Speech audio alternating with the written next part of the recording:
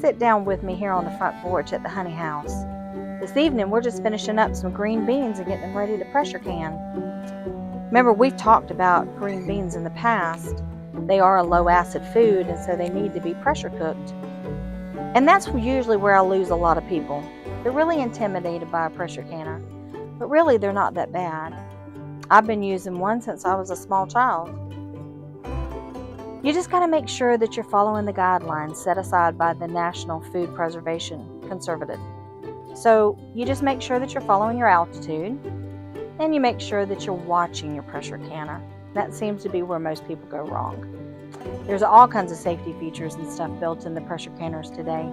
And I think this evening we'll do not only the pressure canner, but we'll also use the electric pressure canner so that you can see how both of those operate.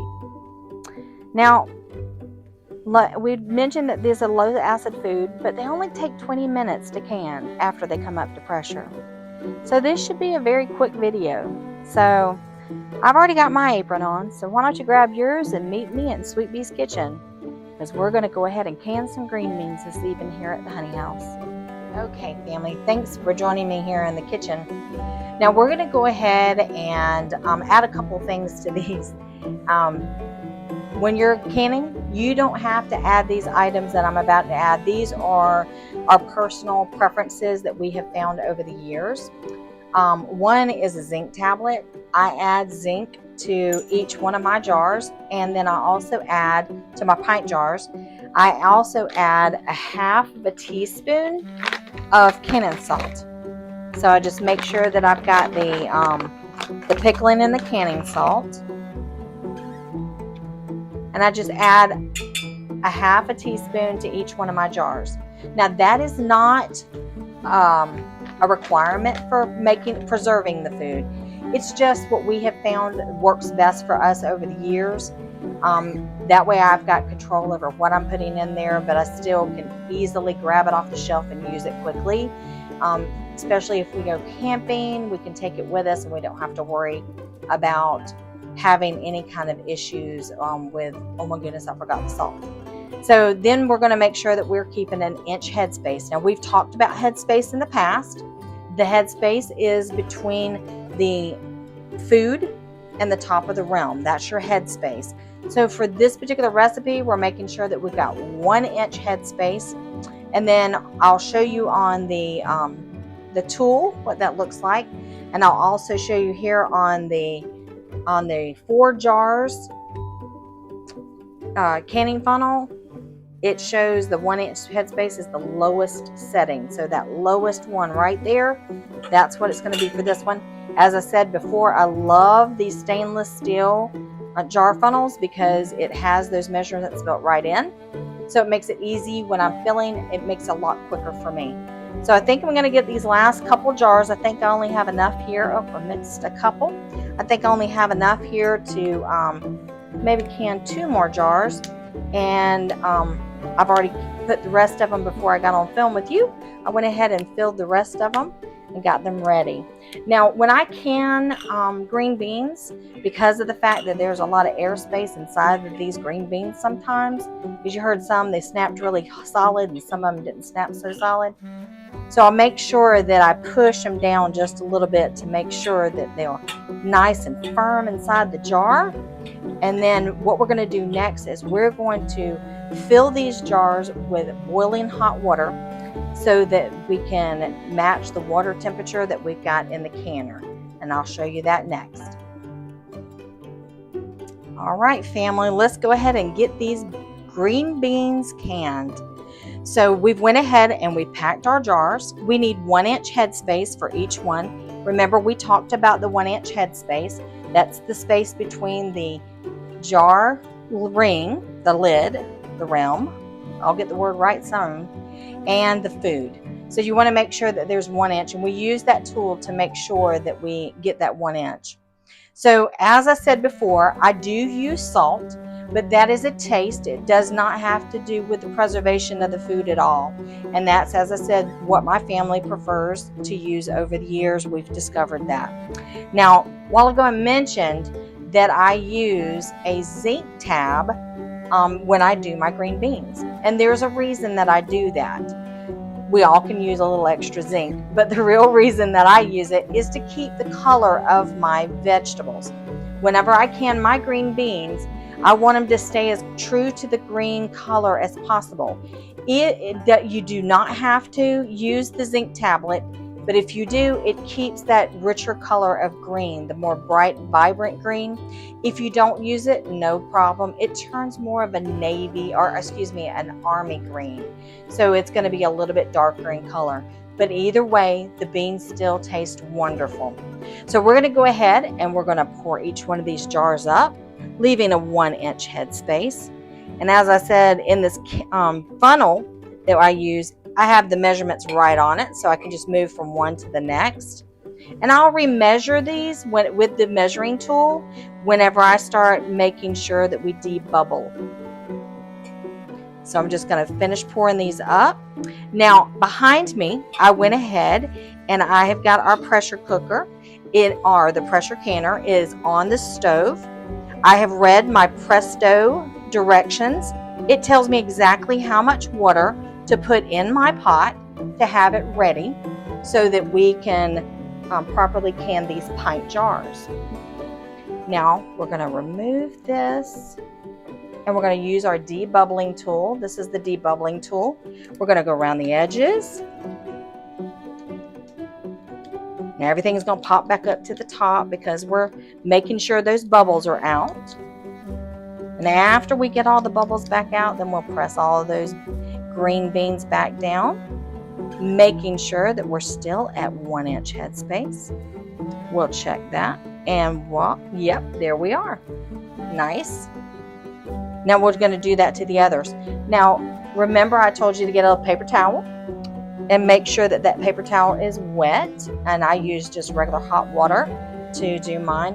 All I'm doing is wiping the rim of the jar, making sure that I don't have any oils or any salt residue or anything on top of that jar. I'm going to do that for the rest of these, and then we're going to go ahead and put them in the pressure cooker. I'll bring you back when we get to that point. Okay, now that we have gotten the jars filled and we have gotten the rims wiped, we're going to go over and get our lids. Remember, I don't know if you saw the blueberry video, but when we did the blueberry video, I told you about this wonderful little magnet. It's called a lid lifter. It just allows me to get my hot water, because even though you don't necessarily have to anymore, I still moisten and warm my lids. It's old school, but I'm stuck in my old ways. Even though you don't necessarily have to do it, I like it. So that's what I do. Now we're going to go ahead and put the rings on these. And remember, I've told you before, we just make those fingertip tight. We don't over tighten them. We're just making sure that they have enough tightness that the lid's not going to come off during the pressure cooking. So we're just going to make sure that we put the fingertip tight. Okay, I think we got our jars ready. So the next thing we'll do is we're going to go ahead and put them in the pressure canner, and I will bring you back so you can see that process, and then we'll start waiting on the pressure to come up. I'll go through all of the how we put the lid on all of that when we move over to the other side of the kitchen. Hold on. Okay, family, here we go. We're going to finish putting these in here. I'll show you how it looks after we get all 9 of these pints in here. Now, if I had 18 pints, I could actually put another rack. Now, let's go over some of the safety features that we've talked about when we were talking about the canning process itself in an earlier video. In the bottom of this, let me show you.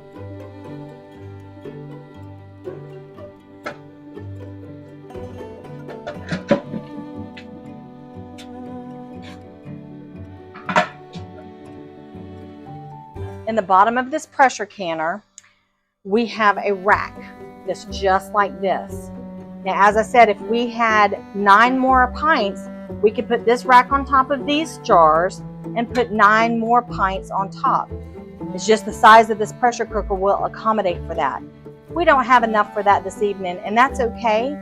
We're going to work on one of the other electric pressure cookers and show you how easy that is to set up next. So we're going to go ahead and we have one already in the bottom of this. As I said, we read the instruction manual to tell us exactly how much water to put in here. So this is ready to go. Now all we need to do is put the lid on. Now when we're making sure that our device is ready to go, we make sure that the rubber seal that's on the inside is nice and pliable. I take mine out after each use and I oil it down so it's ready for the next go round. We make sure that our safety valves are working properly. We make sure that our vent hole, let's see if I can turn it a little bit better, that vent hole there, we make sure that it's clear. You can look through it or you can blow through it. I blow through it and make sure it's good. And then you make sure that you got your little rubber safety feature here. See, there's many safety features on these things. So you make sure that's good, everything is working, everything looks wonderful. We're gonna go ahead and we're gonna put this on. Now your arrow, it says close or open lid. You have to line the arrow up here. You slide it into place and you're ready to go. Now what we're waiting on is the pressure to build up inside the pressure canner. When that happens, we're going to have a steady stream of steam coming out of this vent right here. When it gets closer to time that goes for when it starts, we wait 10 minutes and let a steady stream come out for 10 minutes. While we're doing that, a lot of times this valve back here will pop open. It's just like if you've ever used an Instapot, it's just like the valve on an Instapot. It's going to pop up just so that you know everything is ready to go. And that's when we'll start watching the dial. What I do at that point is I turn the burner down just a little bit in the back and we watch the dial. This is where your instructions come in very handy. You have to make sure that you're canning at the right altitude. That's the pressure that you're going to use is for your specific altitude. So you make sure you know what yours is, and you can easily do that on your smartphone. And then you watch the gauge. For my area, because I'm using a dial, not a weighted canner, I'm only using my dial, I'm going to look for 11 pounds of pressure. If I was using my pressure weight that's set for 10, it would be 10 pounds of pressure, and it would jiggle whenever it got to that 10 pounds of pressure. But we're using the dial. And what we're going to do is whenever that steady stream comes up, we will use a weight and we will put our weight on it, and then it will let us know. You can already see some of the steam starting, but it's not a steady stream yet. But when that steady stream starts, we're going to go ahead and we're going to time it for 10 minutes. And then I'll show you what all that looks like whenever it happens. So I'll bring you back in just a few minutes. Okay, family, we've got a steady stream of pressure. So the next thing that we're going to do is set our timer for 10 minutes. And we're going to hit start. And after that alarm goes off, then we're going to go ahead and put our weight on top of that vent. And then it's going to allow the machine, the actual pressure cooker or the pressure canner to come up to pressure at that point. And see that little thing came up in the back? That's what I was telling you. It's allowing it to build pressure on the inside of this canner. So whenever our 10 minutes is up, I'll bring you back. All right, family. The pressure, it's been steaming for 10 minutes straight. So now we're going to add our weight on, quiet it down just a little bit. And now we're going to watch this pressure gauge. It's a little foggy right now, but I can see it. So we're going to watch this. And as I said, for my area, it's already raising up. We're going to wait until it gets to 11 pounds of pressure here. And then we're going to adjust right now. I'm going to go back here and adjust my temperature. I know my sweet spot to make all of this go through pretty easily. So we're just going to go ahead and let that climb to pressure. And then I'll bring you back whenever we're getting close to the 20, I'll go ahead and bring you back whenever we start to set the timer and show you how it's come up to pressure. All right, family. Our pressure cooker on the stove has now come up to pressure. We're right at 11 pounds of pressure. So the next thing that we're going to do is set our timer for 20 minutes. So after that 20 minutes, we'll come back and show you what we do next. Okay, family, our timer just went off.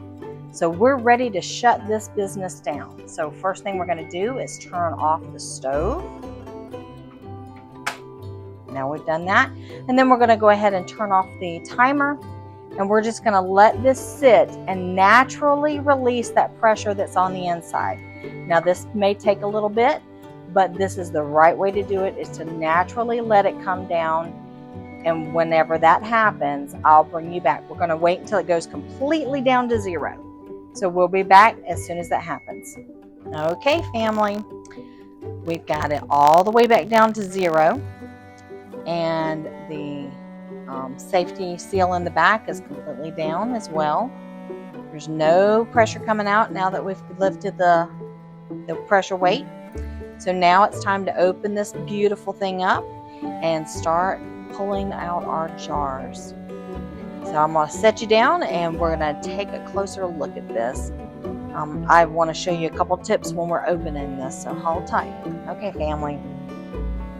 One of the safety tips that I want to teach you about a pressure canner. We know that there's no more pressure inside the canner, so it's okay for us to take off the lid. But it's still really, really hot on the inside, so you need to be careful. So when you're removing the lid, remember the air over here, we're going to pull that back to where it's even with the handle before we lift it. So we're going to do that first. Now we're in an open position.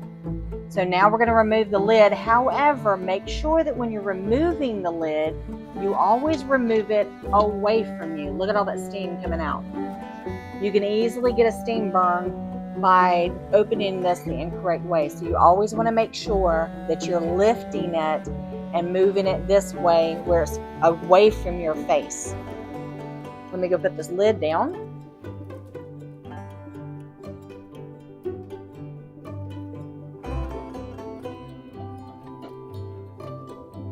Now we're going to use our jar puller and we're going to start bringing out these beautiful, beautiful green beans.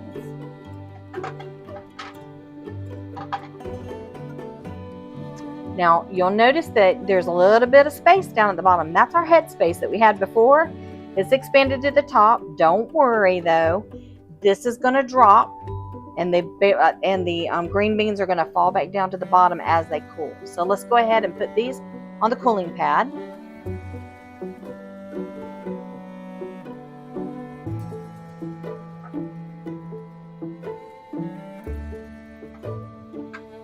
Lift another one out.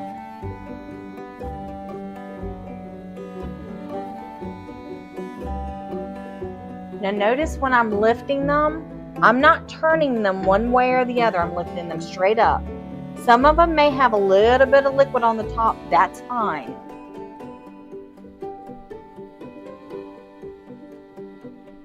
We don't want to risk siphoning out any of the juices inside the jar. So we want to make sure we're pulling it straight up.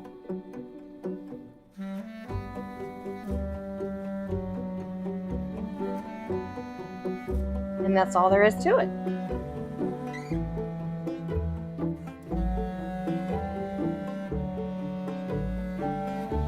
We're going to let our jars cool for 24 hours.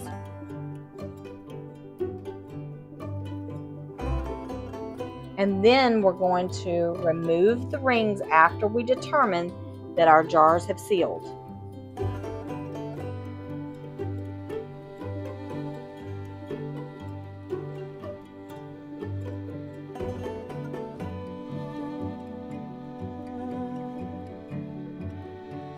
And here's our last one.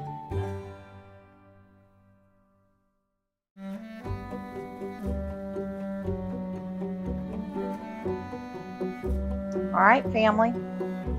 Well, we're going to call it a night, and we'll come back tomorrow when these jars have sealed so that we can see how the beans drop down to the bottom and how they have a wonderful seal on the jar to where we can take the ring off. Now, if you do have the misfortune of a seal not happening, if it fails, just make sure that you keep the ring on the jar, stick it in the refrigerator, and use it within the next few weeks. We'll come back tomorrow.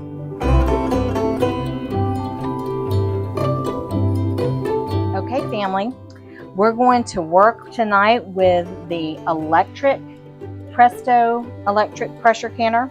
This is it's considered a digital pressure canner, and I'm telling you, it's a game changer for a lot of people. Now, when you start off, it'll ask you whether you want a pressure can or water bath can. Tonight, because we're doing green beans, we're going to do the last of those green beans, we're going to pressure can. So we're going to turn it back here. We hit the arrow button. It says, how many minutes do you want?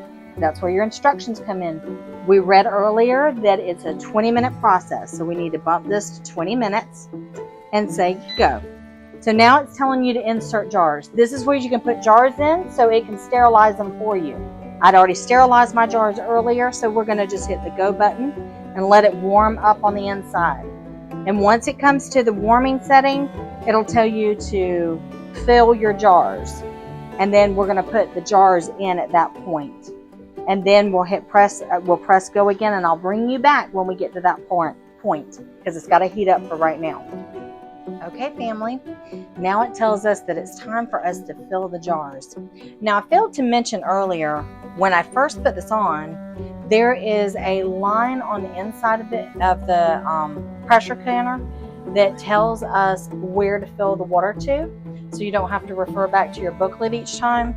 So you make sure that you fill that up before you fill your jars up to sterilize them.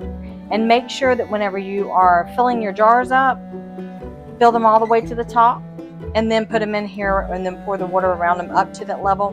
Then when you take them out, just pour them out. If you're not going to water bath can, you're pressure canning, you still just need that one little level area where it's marked the exact amount. Now I'm going to go ahead and put the jars, they're still hot from the boiling water that we put in earlier. We're going to put those inside here. This one's a little more shallow, so I don't necessarily need my jar puller for this one.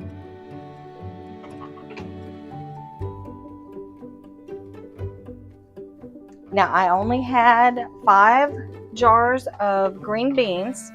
So what I did is I filled some jars full of water with old lids.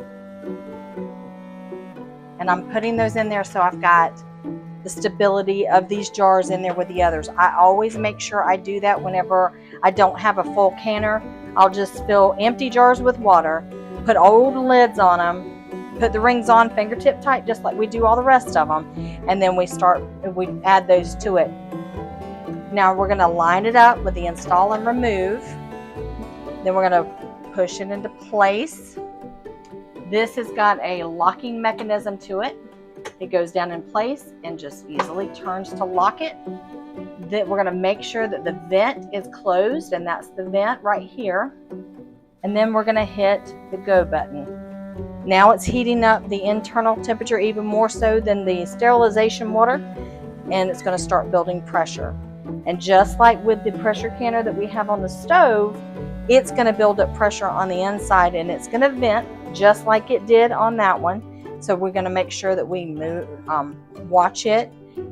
When it starts venting, it'll time just like we timed on the stove. It's going to time it on here and let us know exactly how many minutes we've got left before it goes to the next step. Okay, family, it's now in the vent mode. And so it's just like the one on the stove. It's venting, making sure that it has 10 minutes of vent time, making sure that it's getting that right amount of pressure on the inside. So it's going to vent, and then when it's done venting, after the 10 minutes are completed, then we'll move it from vent over to can, and it'll tell us when to do that. So we'll just move it over and then hit the go button for the next step. And I'll bring you back when we're ready for that. Okay, family, you hear that beep, beep, beep? It's letting us know that we need to turn the vent to can, and then we need to press the go button to advance to the next step. Now it tells us that 20 minutes that we programmed in earlier, and we just keep going about our business. It's at the exact pressure that it needs to be. We don't have to worry about it, and it'll let us know when it's cooling down and ready for us to take the jars out and put them on the cooling pad. Now, isn't that an amazing machine? All right, family. Our electric pressure cooker has beeped at us again. It's letting us know that it's in the cool down phase. So after it's ready for us to remove the jars, it'll beep again and let us know that it's safe for us to open up the canner. I'll bring you back when it's time. All right, family, we're at the last bit of it. It is now finished. It's now said and done.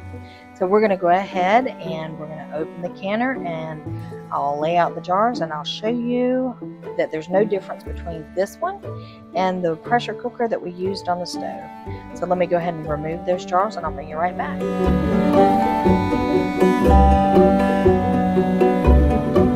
And there we go, family. We got beautiful green beans.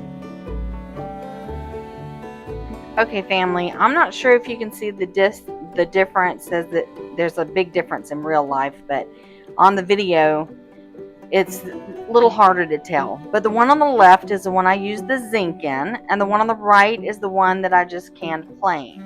So you can see the difference in the color. Hopefully you can see it on the video, but in real life you can see a difference. It just is a brighter green on the left, more of an army green on the right.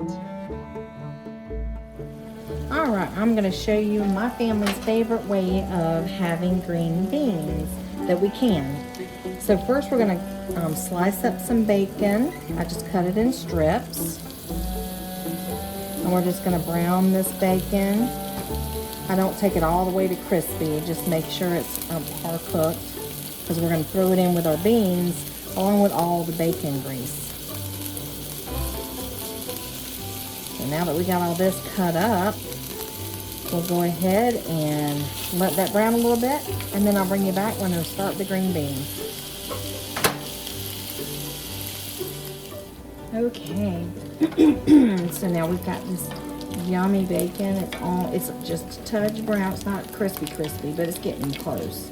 And now we're going to set that aside.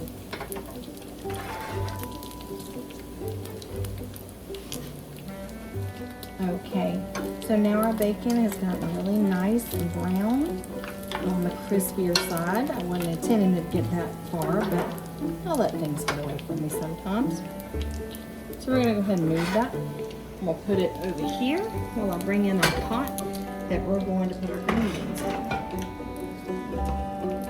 Now we've just got our handy dandy lid remover. And here's this thing of green beans that we canned. Alright, so now we just took the lid off of our green beans. We're going to pour them and the juice into the pan. And then we're going to pour the bacon and all the bacon juice right over those green beans. Now remember, your green beans are completely cooked already. So basically we're just warming them up. But I like to let them simmer in that juice, that bacon juice, grease, sorry, for a good little bit. So once it's thoroughly heated, you're ready to go. And it is a yummy, yummy side dish. Well, we have enjoyed spending time with you, my family, this evening. Please join us again real soon. We're going to be doing a lot more canning as the season progresses. I thank you so much for coming along with us. Let me know how you like to prepare your green beans. I would really enjoy the different types of recipes that you might have. And we will see you again soon. Please, if you enjoy this type of video, please don't forget to like and subscribe, and keep following us for more different videos and cooking from home good cooking from scratch. We'll see you next time here at the Honey House.